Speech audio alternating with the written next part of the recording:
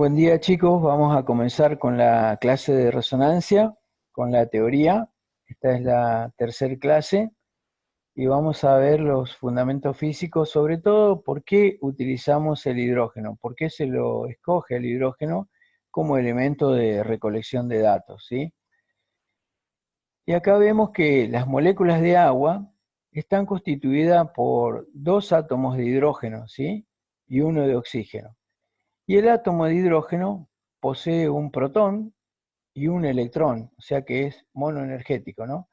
El protón del hidrógeno es el que me va a proveer de la señal para producir las imágenes, ¿sí? Y se lo elige, ya lo vamos a ver, por dos características importantes. Una, porque tiene un momento magnético importante por ser monoenergético, y otro, por la abundancia que hay en el cuerpo humano. Vamos a recordar que nuestro cuerpo está hecho de materia y que los cuatro elementos más importantes que tenemos los seres vivos son el carbono, el hidrógeno, el oxígeno y el nitrógeno. Y de estos cuatro vamos a optar por el hidrógeno, ¿sí? El hidrógeno es el que nos va a servir a nosotros como elemento de recolección de datos. ¿Y por qué el hidrógeno? Como verán, acá tenemos un gráfico en donde podemos ver el porcentaje que tiene de hidrógeno en el cuerpo humano, ¿sí? Un 60% en el cuerpo tenemos hidrógeno, un 25% de oxígeno, un 9% de carbono, y después tenemos el 1,4% de hidrógeno y otros porcentajes menores de otros elementos como el calcio, el fósforo, el hierro, potasio, el sodio. Pero la idea es que ustedes puedan ver la cantidad de hidrógenos que tenemos en la anatomía, en nuestra anatomía del cuerpo humano, y que a nosotros nos va a servir entonces este elemento para formar las imágenes. Y acá en este gráfico les quiero mostrar la cantidad de porcentajes que tienen las diferentes anatomías del cuerpo humano, ¿sí? Porque tenemos distintos porcentajes según la anatomía. Por ejemplo, vamos a ver que el cerebro tiene un 85% de moléculas de agua, ¿no? En los pulmones hay un 30% de moléculas de agua, no es mucho lo que hay. En el hígado un 73%, en la piel hay un 70% de moléculas de agua. En los huesos y sobre todo en la cortical hay un 22%. En la cortical hay menos todavía, ¿sí? El mayor porcentaje es de calcio.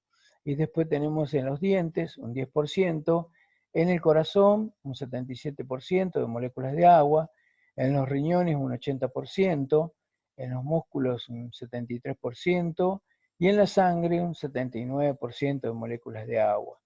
Con esto le quiero mostrar que en las distintas regiones de la anatomía hay un gran porcentaje de moléculas de agua y dentro de las moléculas de agua se encuentra el hidrógeno y por lo tanto el hidrógeno va a ser el elemento principal para formar las imágenes en este método, excepto en algunas regiones, como por ejemplo habíamos dicho, en los pulmones. ¿Por qué? Porque la mayor cantidad va a ser de aire, es muy poco el porcentaje que hay de moléculas de agua, ¿sí? O sea, el hidrógeno. Y también ocurre lo mismo en los huesos, sobre todo en la cortical. Es muy bajo el porcentaje de las moléculas de agua y es mayor la cantidad de calcio, ¿sí? Por lo tanto, este método no va a ser el ideal para poder ver campos pulmonares, digamos, o para ver la cortical de los huesos. En este caso tendríamos que usar otro tipo de métodos, como por ejemplo podría ser la tomografía. Acá les voy a mostrar unas imágenes de lo que estábamos hablando recién, sobre todo de esas regiones anatómicas que tienen poco porcentaje de hidrógeno.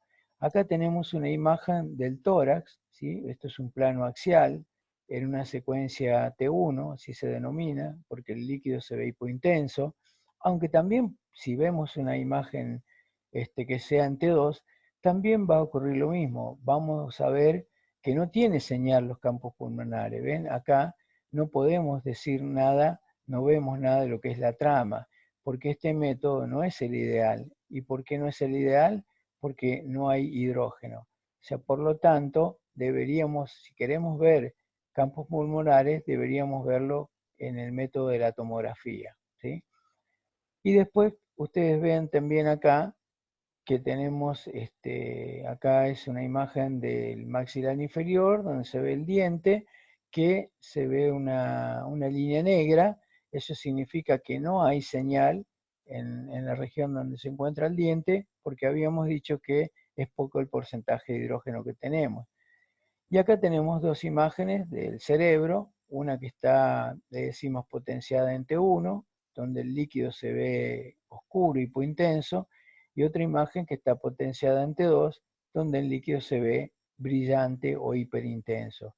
Pero observemos lo que es el hueso, ¿no? Lo que corresponde al hueso. Nos da muy poca señal, prácticamente nada. No tengo señal ni siquiera ni en T1 ni en el T2. ¿Y esto por qué ocurre? Por el bajo porcentaje de hidrógeno que tenemos. Por lo tanto, este método no sería el ideal para poder ver qué es lo que sucede en la cortical del hueso. Lo ideal sería verlo entonces con tomografía, que podemos verlo en la ventana ósea, se ve muy bien lo que es la trama y la cortical del hueso. Bueno, y ahora comparar, ¿no? Lo que es el campo magnético, por ejemplo, porque los equipos de resonancia utilizan un campo magnético muy alto, ¿sí? A pesar de que hay campos bajos, mediano y alto, pero siempre son muy altos estos tipos de campos que estamos utilizando para producir imágenes. Si lo comparamos con el campo magnético de la Tierra, fíjense, es 0,5 Gauss el campo magnético de la Tierra, mientras que los equipos se miden en Tesla, y un Tesla, por ejemplo, tiene 10.000 Gauss. Es mucha la diferencia comparado con el campo magnético de la Tierra. También lo podemos comparar con equipos que se utilizan en kinesiología para hacer el magneto, ¿no? Magnetoterapia. Esos equipos tienen un campo magnético que van desde 200 hasta 300 Gauss, ¿sí? Mientras que en la resonancia los equipos van desde 400 hasta 30.000 Gauss. El de 30.000 Gauss correspondería a un equipo de 3 Teslas. Por ejemplo, los resonadores, o sea, los magnetos de los resonadores, van desde 0,2 Tesla hasta 3 Tesla, ¿sí? Para el uso clínico, digamos. Después también están en experimentación equipos de 7 Tesla, pero para producir imágenes, ahora en la clínica médica, se utiliza como máximo campo el de 3 Tesla.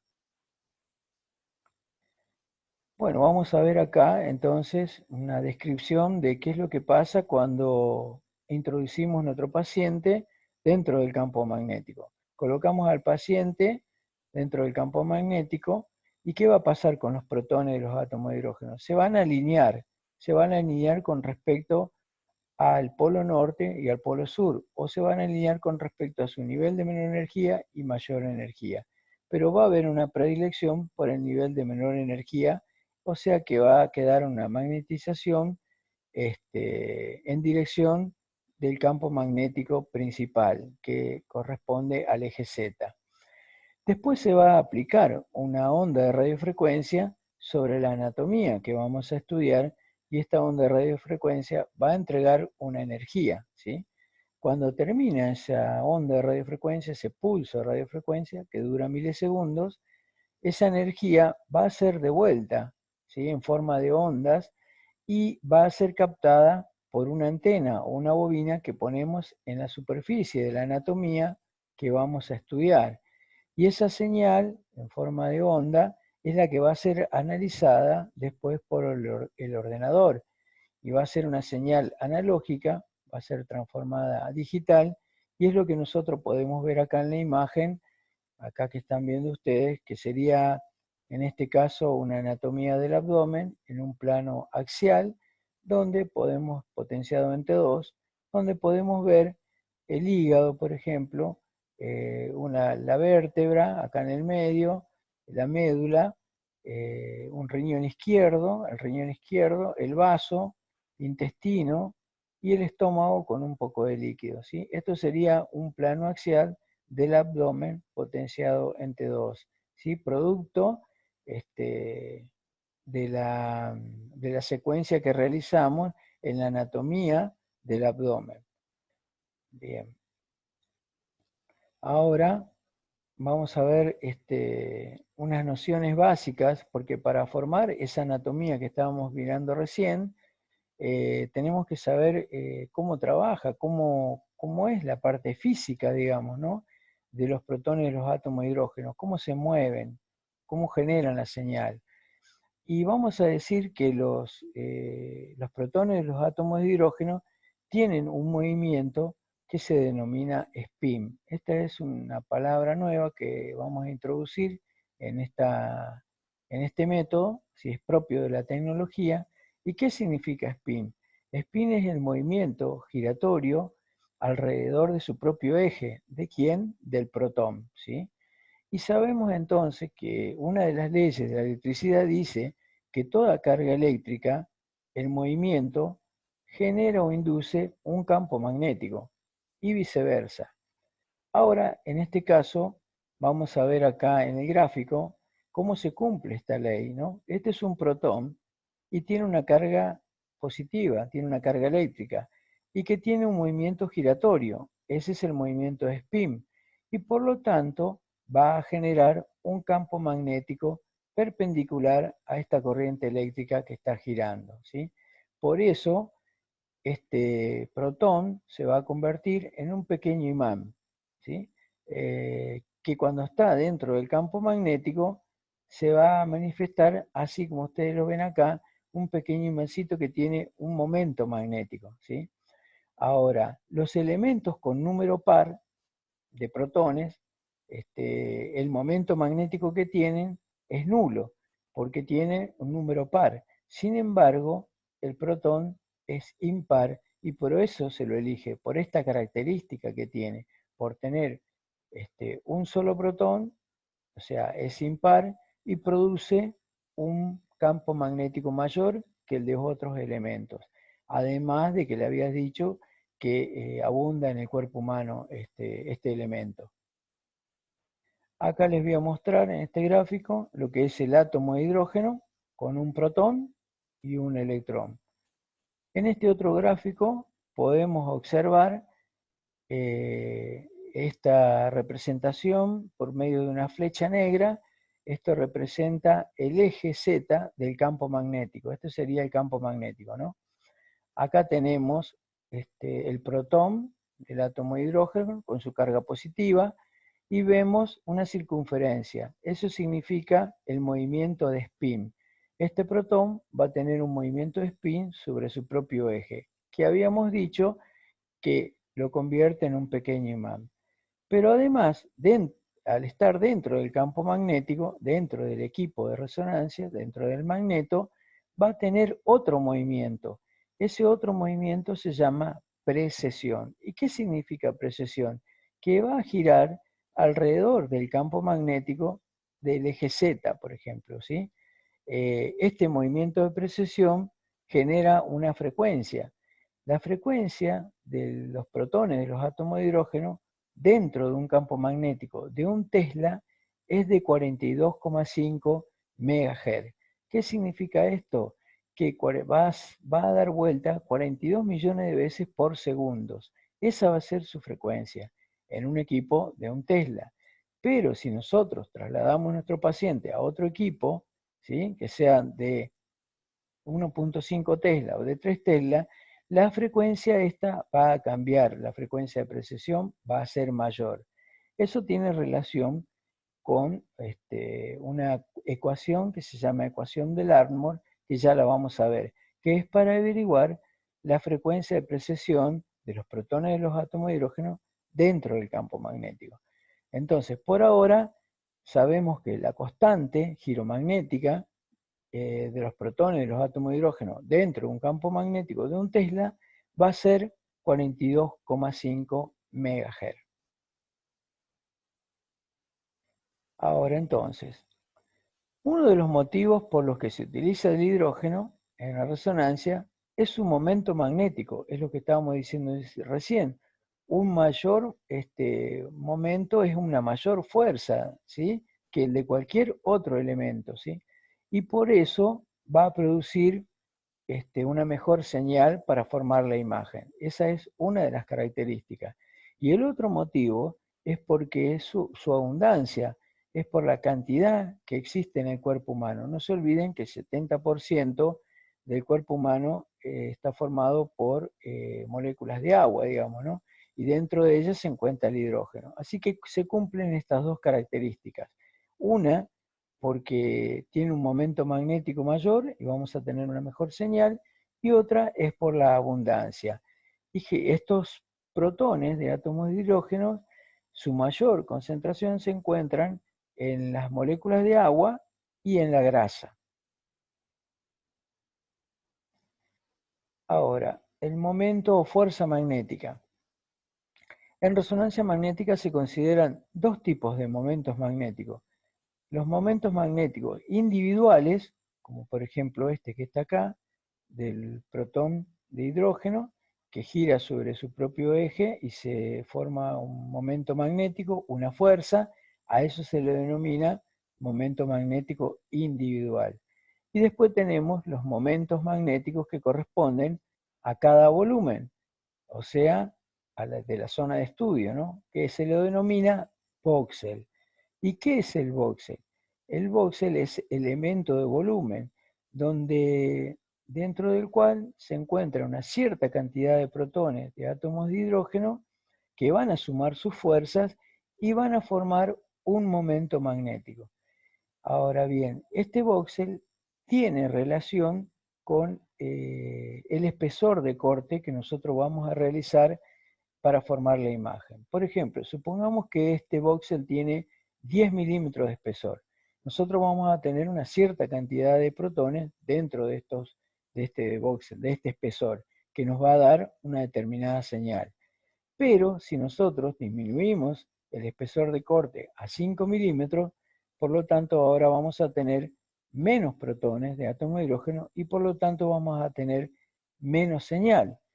Eso significa que, bueno, podríamos compensar esta menos señal aumentando las veces que lea la señal el equipo, aumentando la matriz también, pero lo que les quiero significar es que el voxel tiene relación con el espesor y que en el voxel se encuentra el momento magnético que forma la señal y que cuando menor va a ser el espesor, menor va a ser la señal que vamos a obtener. Eso hay que tenerlo en cuenta. Esta es una imagen que estamos visualizando de un corte del abdomen, por ejemplo, que es lo que nosotros generalmente vemos en el monitor, y yo lo que quiero mostrarles es cómo se forma la imagen. Está formada por píxeles, elemento de imagen sería, y que estos píxeles tienen distintos tonos de grises, desde el blanco, gris y hasta el negro. O sea, en la nomenclatura de la resonancia se designa como, cuando es blanco, como hiperintenso; cuando es parecida a la señal se dice isointenso, y cuando es oscura se dice hipointenso. Y acá estamos observando lo que les decía recién yo, el espesor de corte, al cual se denomina voxel. ¿Se acuerdan que decíamos que depende la señal de la cantidad de protones que tengamos acá adentro, ¿sí? Vamos a tener una mayor señal o menor señal, y de acuerdo también al espesor que le pongamos, porque si ponemos un espesor de corte de 5 milímetros, vamos a tener menos protones dentro de este voxel y por lo tanto menos señal. Así que tendremos que ver la manera de compensar esta disminución de la señal. El comportamiento magnético de los núcleos atómicos, ¿sí?, dentro de un campo magnético. ¿Qué les pasa a los protones cuando los colocamos en un campo magnético? Bueno, acá en la figura se observa lo que sucede cuando se introduce al paciente en un potente campo magnético, ¿sí? ¿Y qué va a pasar? Que los protones de los átomos de hidrógenos se van a alinear con respecto al campo magnético del imán. En dos sentidos lo van a hacer, en paralelo y en antiparalelo, en paralelo y en antiparalelo. Estos están en distintos niveles de energía, también quiere decir menor nivel de energía, mayor nivel de energía. O también se puede decir que están orientados hacia el norte o hacia el sur. Y a esto se le denomina polarización, ¿sí? Cuando se van a alinear los protones en distintos niveles, ¿sí? En paralelo y en antiparalelo. A eso se le denomina polarización, otra palabra que aparece ahora. Así que acuérdense entonces, habíamos hablado del spin, lo que es el spin, hablamos de precesión y ahora hablamos de alineación de los protones de los átomos de hidrógeno en sentido paralelo, antiparalelo o nivel de menor energía, mayor energía, ¿sí? O norte o sur. Y a esto se lo denomina como polarización, ¿sí? Cualquiera de estas terminologías significan polarización de los protones de los átomos de hidrógeno. Y acá ahora les quiero mostrar cómo se comportan los protones de los átomos de hidrógeno fuera del campo magnético. Supónganse que este es un paciente que se encuentra fuera del campo magnético. Miren cómo están los protones. Están dispuestos en forma aleatoria, al azar. O sea que sus fuerzas se van a anular unas con otras. Por lo tanto, este paciente va a estar en equilibrio, no va a poseer un momento magnético, ¿sí?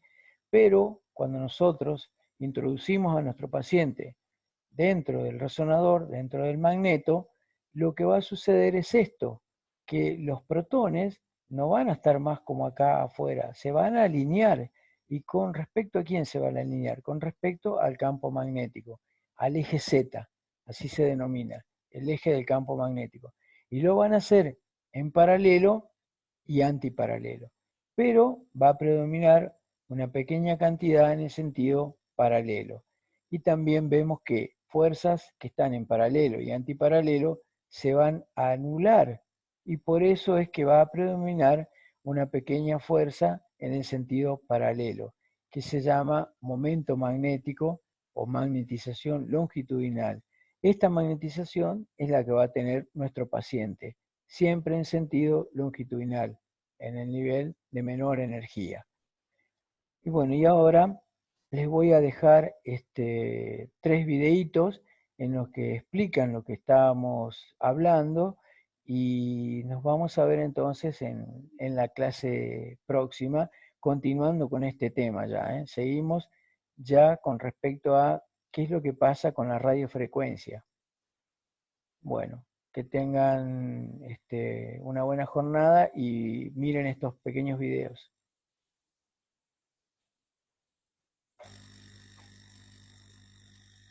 ¿Qué ocurre cuando colocamos a un paciente en el campo magnético de una máquina IRM? Para comprender esto, es necesario tener al menos algunas nociones muy básicas de física, aun cuando esto parezca aburrido. Como todos sabemos, los átomos están formados por un núcleo y una nube de electrones.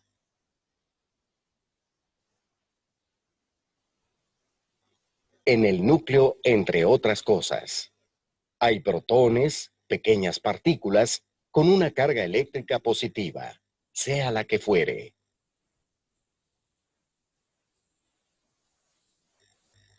A estos protones se les puede comparar con pequeños planetas. Como la Tierra, están girando constantemente alrededor de un eje, o como suele decirse, los protones poseen un spin. Naturalmente, la carga eléctrica positiva con la que cuenta el protón gira con él. ¿Y en qué consiste una carga eléctrica en movimiento?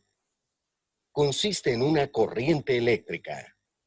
Ahora bien, usted puede recordar de sus lecciones de física en la escuela que una corriente eléctrica induce o causa una fuerza magnética o campo magnético. Por lo tanto, donde existe una corriente eléctrica, también existe un campo magnético. Así, el protón cuenta con su propio campo magnético, el cual se puede ver como un pequeño imán recto.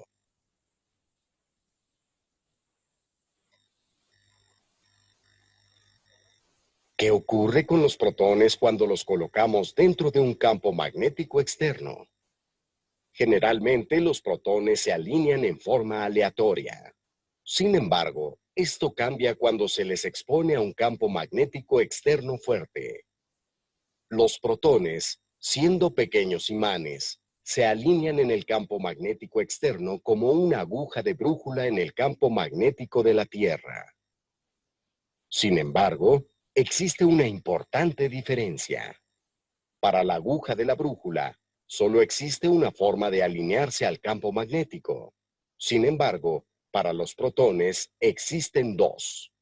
Los protones pueden alinearse con sus polos sur y norte, en la dirección del campo externo, paralelo a este. O pueden apuntar en la dirección completamente opuesta, antiparalela. Estos tipos de alineación se encuentran en diferentes niveles de energía.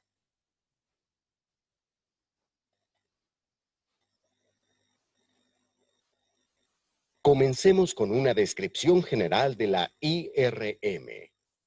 Cada uno de los pasos en un examen de IRM se pueden describir en forma sencilla. Al paciente se le coloca en un campo magnético. Se envía una onda de radio. Se apaga esta onda. El paciente emite una señal, la cual recibe y utiliza para la reconstrucción de la imagen.